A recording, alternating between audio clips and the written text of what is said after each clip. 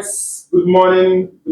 Good afternoon. It's afternoon already. Good afternoon. We are in a closed ambience, so it's always morning here. So good afternoon, everyone. Welcome to Facetoface TV. And today I am also, the favorite face, the favorite host, mentor. And with me on this show today, I have a seasoned friend, a very good colleague of mine. Actually, please, can you say hi to the followers? Yes, good morning once again. My name is Charles Ogbonnaya. It's afternoon already. Good afternoon, ladies and gentlemen. It's my honor to be here today. All right, so today we want to quickly look at something, a disturbing issue. The first one was what is worth doing is worth doing to the next matter and to the best. A driving issue, a friend called it what's the name again? He said it's a noise pollution or something like that. Christianity has come to stay in Africa.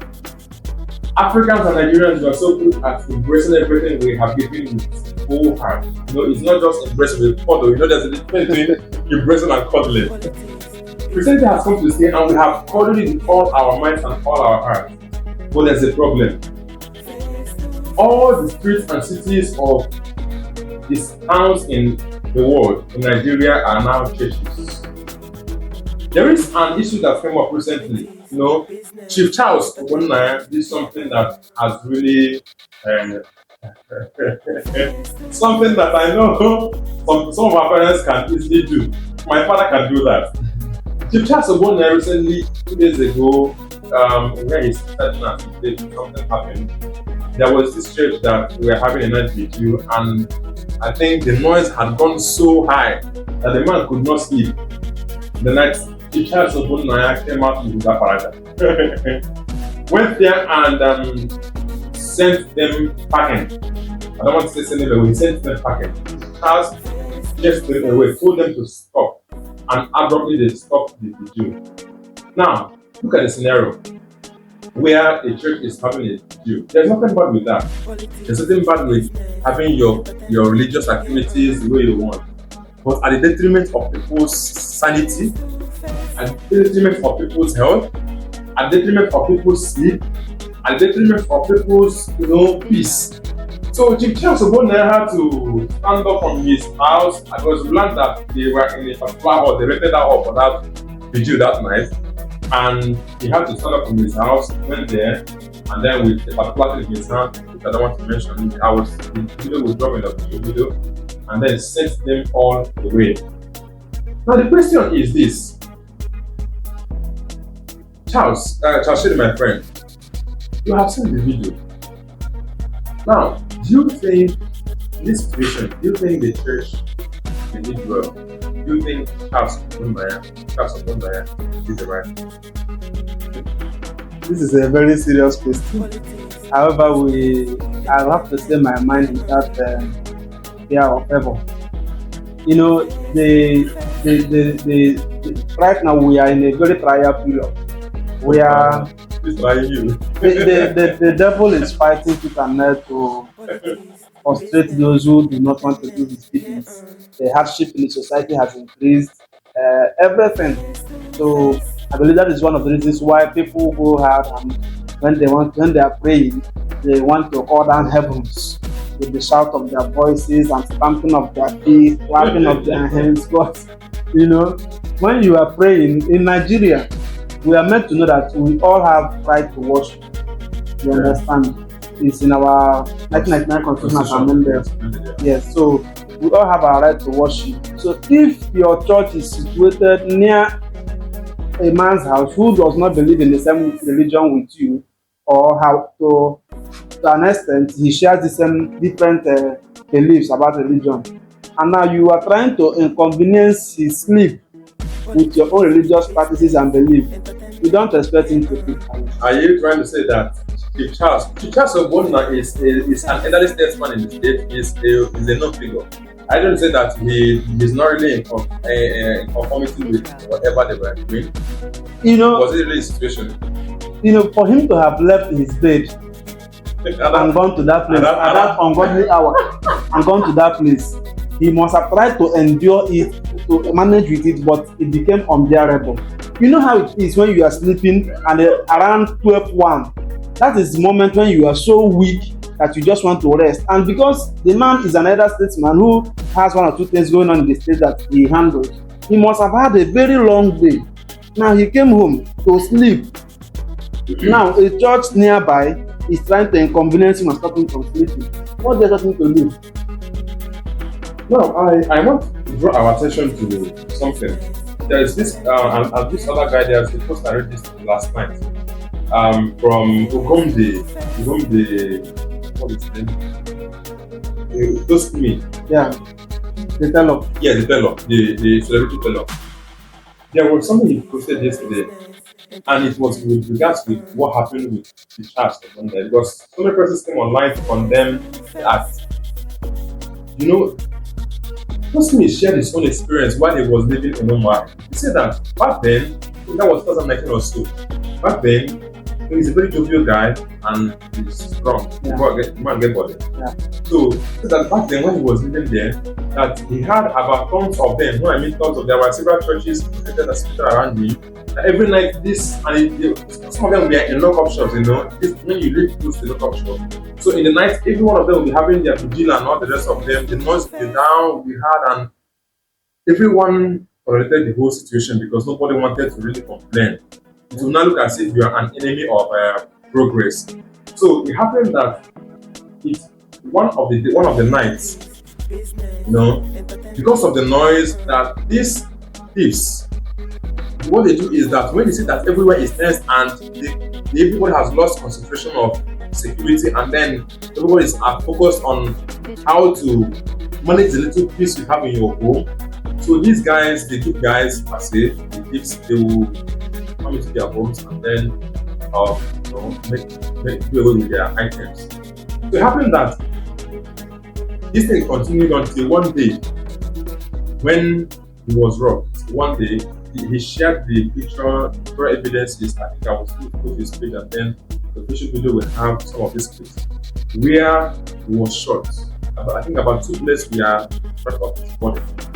One of the nights, the noise became so hard that everybody lost, focus, and these guys had to leave his house and they shot him. Immediately this happened, everybody in the neighborhood ran away. Now, he also cited another instance of what the Abapa has done. Kudos to our governor, our amiable, dynamic governor, Dr. Choma Alex, who has been a great night job. If you check this, you see that in towns there are no much noise of generators at night. Back then, in the neighborhood, generator here, generator there, and before you know it, everywhere is noisy. Nobody wants to concentrate because everyone wants the best. But these days, everywhere is very solemn and quiet because there's light now. So in those days, they also mentioned that those days, back then, that the noise of the generator was another factor that allowed these guys to enter their homes and then leave their items or steal their items. Now, the question is, they said that the moment that this scenario happened, so one of these churches even have to leave the place. But the question is, how long do we continue living in fear? Or are we supposed to allow these churches to thrive in their own business at the detriment of our own peace? Because look at what happened with Chief Charles Ogbonnaya, an elderly statesman and aged man like that going to scatter them. That means the man must have been just like they said, and it doesn't go well. But then, what other reason? What other things I think? Yeah. You see, if I see Mr. Chief Charles Ogbonnaya, I will use a big jar of wine to greet him for what he has done. Now look at this issue. These people, they are praying, and I'm sure it is one of these Pentecostal churches. Now they are praying, they are stamping their feet and clapping and shouting on top of their voices. Yet the thief came there. What happened to their prayers chasing the thief away? What happened to the thief, receiving Christ immediately he came within that environment? So, and my own Bible made me to understand that even I think the Bible says something like that his ears are not too far from our prayers. Yeah. So we don't necessarily need to shout down the heavens before God will answer us. So if somebody is shouting like that very close to your apartment, and then probably before this man did this, he must have approached them personally, the management of the church. He must have done that. you people should try and reduce your voices, do this, and they think that It's business as usual. yes. Now somebody was aggravated and he had to demonstrate his anger. And personally, I am in support of what he did because my father can do it. Even myself, I can do it. You know, when I saw that video, when I saw that video, I had to reflect on the kind of person my father is. You know, my father is one person who hates nonsense, no matter who starts to do. Please and please, there is no moral justification for disturbing. There's one that happened recently where I went to hospital Thursday. I've been there, and something happened. Something got my behind the hospital. There is this particular noise that came next. Just let's go on Friday, Saturday when I was having serious complaints as a result of what you can say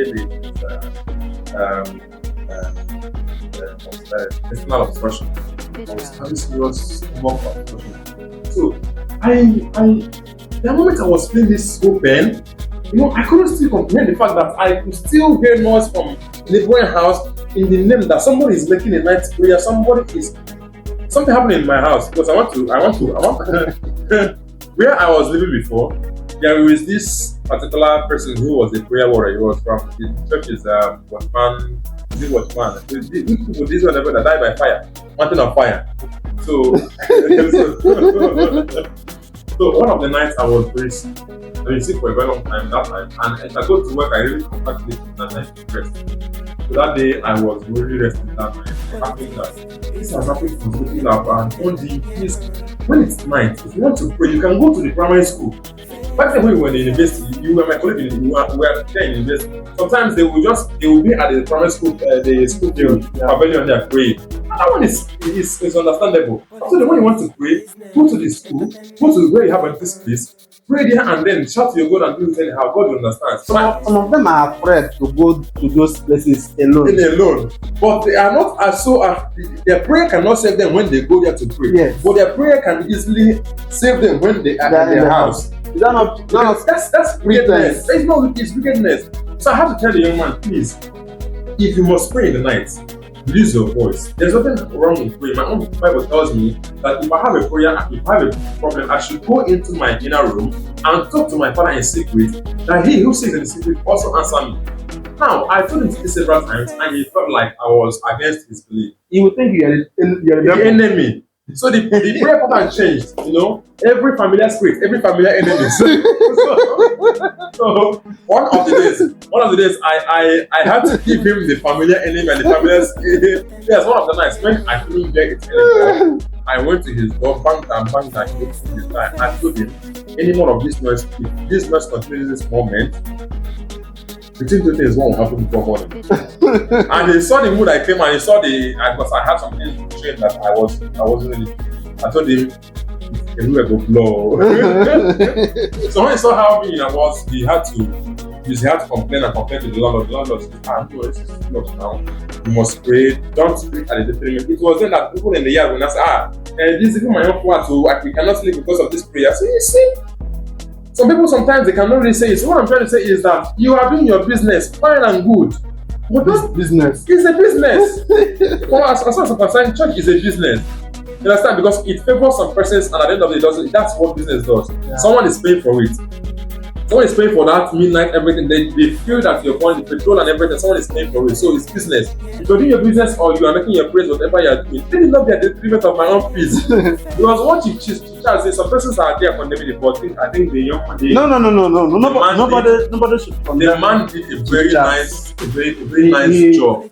Yes. If I was in his place, I would have done more. In fact, in the video, he said, if this thing doesn't stop this moment, leave this place. And they will say, one more say, let's finish what? You want to finish that detriment of this man's this way. He can no longer rest. And please, you understand how these things work. In as much as we want to pray to God, we want to make, we want to show our charismatic and religious Christian path. Energy, our power. We want to show you our you want to kabash in a way that it will not be at the detriment of another person's peace, because if we continue this way, man, I don't know where we're going to be landing. Thank you so much for joining. Please, your last words before we go. Yes, I will always say this. If you want to, but let me say this. If you want to pray and shout, go to the mountains, go to the empty places, the fields, school fields, or go into the bushes. Go there, go and shout, pray, kabash, stamp your feet, clap your hands, and shout down the heavens. No problem. But as long as you are living with people around you, you must not allow your prayer to inconvenience them. Thank you. Thank you so much, and hope to see you next time. Face to face, now they read my eyes. We dey talk with the young, the things where they touch you.